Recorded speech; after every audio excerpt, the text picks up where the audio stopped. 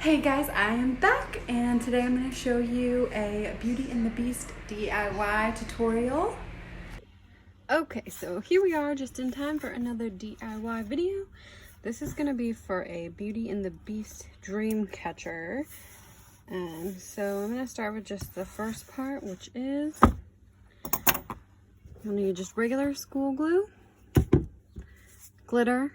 I'm using chunky gold, paintbrush, and then you'll also need a clear coat spray paint for this one. I also got this from Etsy from the wooden hair. I'll link them in the comments or in the description. Oh, this is okay. So this is way bigger than I thought it was going to be, but this is what I got made. I originally sent them the design last year, I think, when I first did one of these. So this plate is not going to be big enough for this.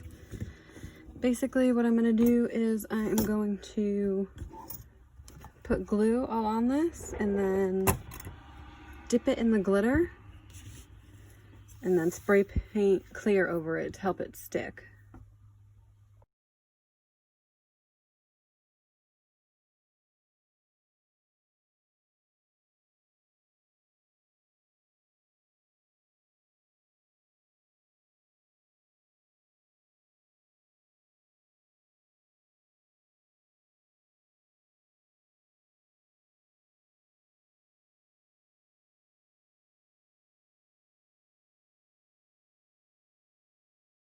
So make sure you're outside. I'm just out front. Still wearing a mask because apparently I do that for everything now. And you don't want to be like, try to spray paint this inside because obviously the fumes are not good for you. So I'm going to spray paint out here and I'm going to leave it to dry. And yeah, here we go. Try to like get it on there pretty good so that it helps it stick also.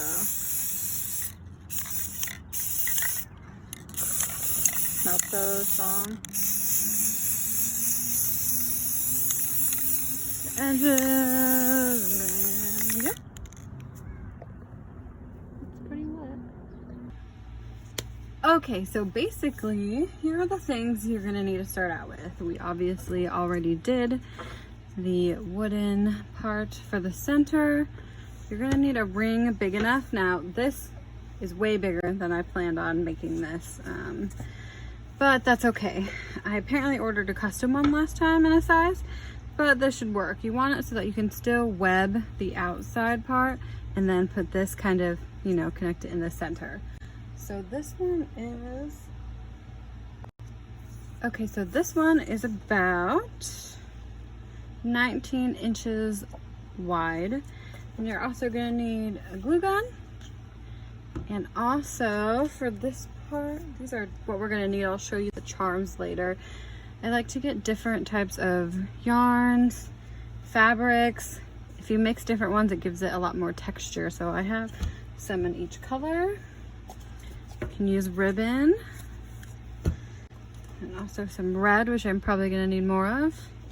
And then also for the webbing, you're gonna need embroidery thread. I did yellow. I'm not sure this is the exact color I did on the other one, but we will see how it looks.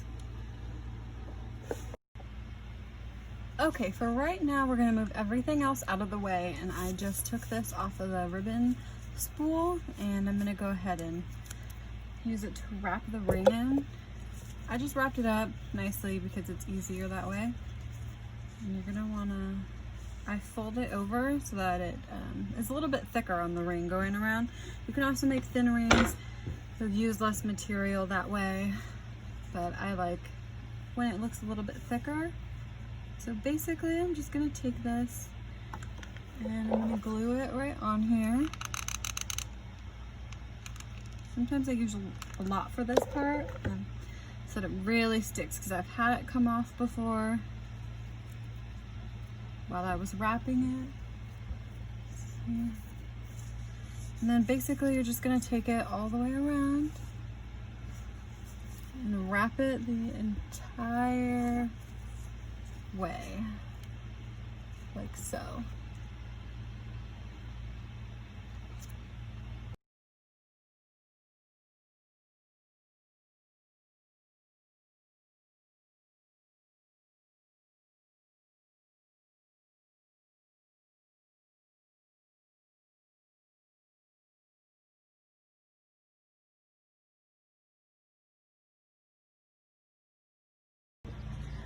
Okay, so I got to the end, but I'm a little bit shy of enough fabric, so I'm just gonna go ahead and glue this down. This part's actually okay if it looks a little bit messier because you're gonna be putting the yarn over it anyways. Nobody's really gonna see it. So I'm gonna add that, and then I'm just gonna add another piece here to cover it.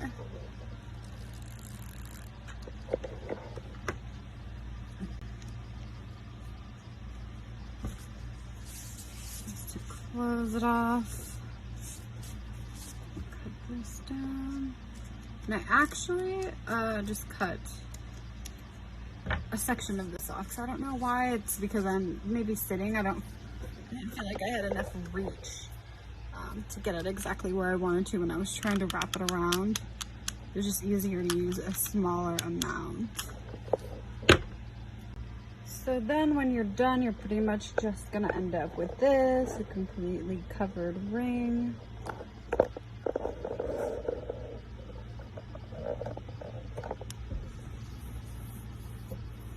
And it's a bit more textured than I like, because like I said, it was giving me a hard time wrapping. Just ignore my finger, I cut it open when I was cutting some watermelon today. Okay, so this part where we first glued it and we did the final glue, that will be our bottom part. See how it's a bit not the prettiest? So just make sure you keep track of that because you don't want it showing at the end. Okay, so we're gonna start the webbing process right now, and just for the sake of being as easy as possible, I will show you just how to go around the outside first. I typically bead the string first, which is okay, so you're gonna start on the part, at the bottom part, like I said before, because you're gonna want this to be the bottom. Usually what I do is I'll just go, and I'm gonna tie this just in a normal knot, twice. You can either add a little dab of super glue right now, or you can wait until the end. But right now I'm just gonna show you. Let me see if I can get a little bit closer. I'm just gonna add the blue in the background for a little bit of contrast, but basically what you're gonna do is you're gonna take this part,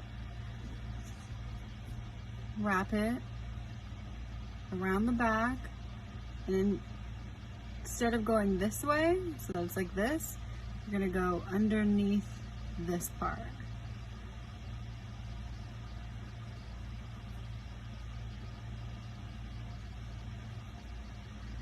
And it makes a little knot, kind of. Okay, so I'll show you again. And you kind of want to get these even. And go a little closer. So wrap this part around the ring, right here. And you're going to go through the inside. And then pull it tight.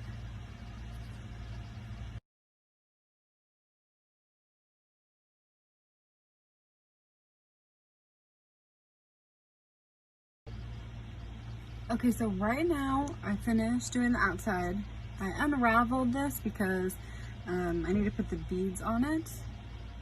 So I always use a needle for this part just because the beads have a really small hole, the ones that I'm using. Probably don't need to if you have larger beads. And I'm just gonna put these on in a very random order. You can go in a pattern if you want, but I'm not too picky. So I'm just gonna get them on there.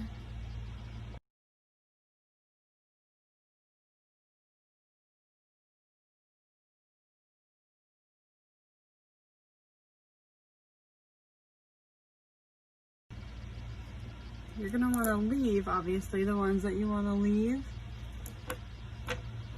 We are not gonna pull it tight like the other way. We are simply just gonna weave it through. So basically it's gonna go like this, just through this part that we created.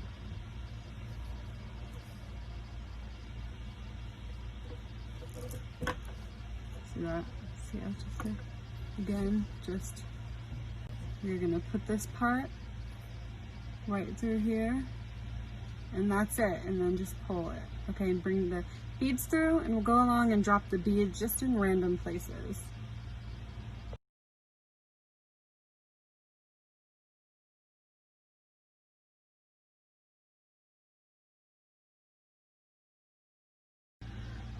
Okay, so now we've gone on the second layer, left all of our beads, and we're gonna just keep going the same exact way. You're gonna still go inside every spot that's open like this, see? Just go inside of it. And again, you can leave the beads wherever you want.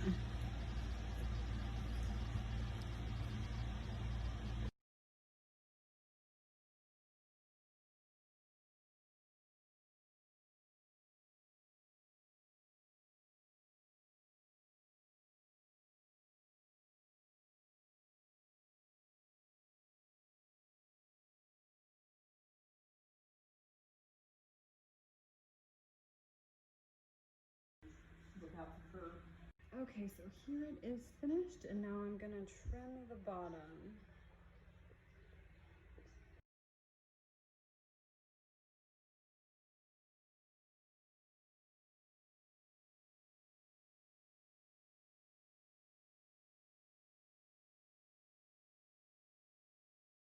So I think it's just super funny. Like, I was suddenly getting used to doing the Starbucks cups tutorials, and now that I switched to this, I had like a really hard time. Like, this tutorial literally took me like, I don't know, like all day, like 8 hours, and I'm sure it's gonna take me longer to edit it since I still haven't done that. But just the camera angles, and like usually I'm like standing and I'm sitting, and you know, I am in my like bedroom on the floor like webbing, and it's just really hard. Like, people put a lot of time into making videos. Like, I hope you guys enjoy it, because I feel like it's gonna come out like not the greatest. Hopefully I'll get better doing these ones. But yeah, I hope you enjoy them. Leave me a comment, let me know. Thanks.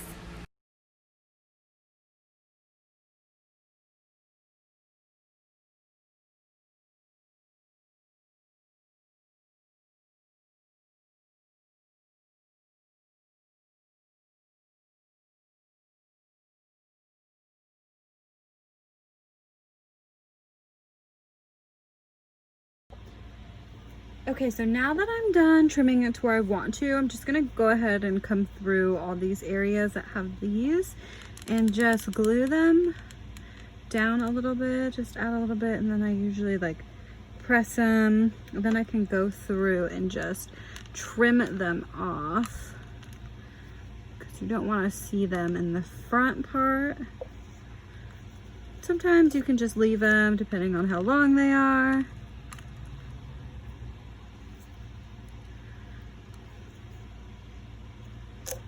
Sometimes it might look cleaner if you just, wow, my glue gun is just like not working the greatest. If anyone has any recommendations for glue guns that aren't gonna die in a week, that would be great. Let me know in the comments. So I'll just do this to all of them. And then I'll just go through and snip off the excess. Now you see I switched scissors like 3 times during this video because I keep losing the pair that I already had out, which I'm sure anybody else who crafts, we can never find the scissors. For some reason, I have 10 pairs that hang here and my spot for them is completely empty. Okay, so I'm just gonna go through and trim up that, and then I'm gonna show you guys how I attach the feathers and the flowers. So this is super easy too. Basically, I'm just gonna, I placed them before so that I could see where I wanted them at. They're not actually attached. And I'm just gonna take it off And I try to kind of keep them where I want. And then I'm just gonna glue the back with hot glue. I like to really like put a lot on here. And I know you can see my glue gun is just like dying. I don't know why. I cannot find a one that lasts. The last one I got lasted like a week. Okay. And then we're just gonna press it on here. It helps if you stay close to the ring, and also if your webbing is tighter around this area, because then you can use like this part will hold it nicely in place. And then I'm going to take the like leaves part of them and use it to secure the back better, which is just this part. I'll hot glue it on the other side, so I'll show you that too.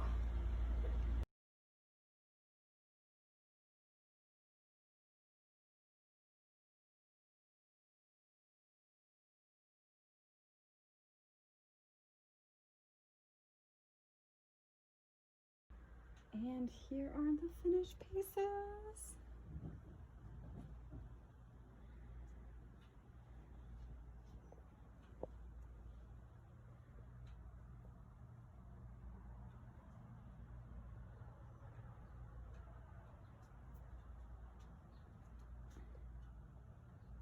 This is the one we just did, and then I also did this one.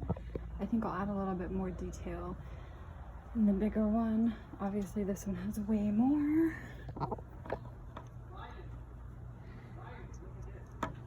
That's my neighbors. And I think I'll get another one of these because it's so cute, and I'll add it to like the center part of this one. This one obviously took way longer.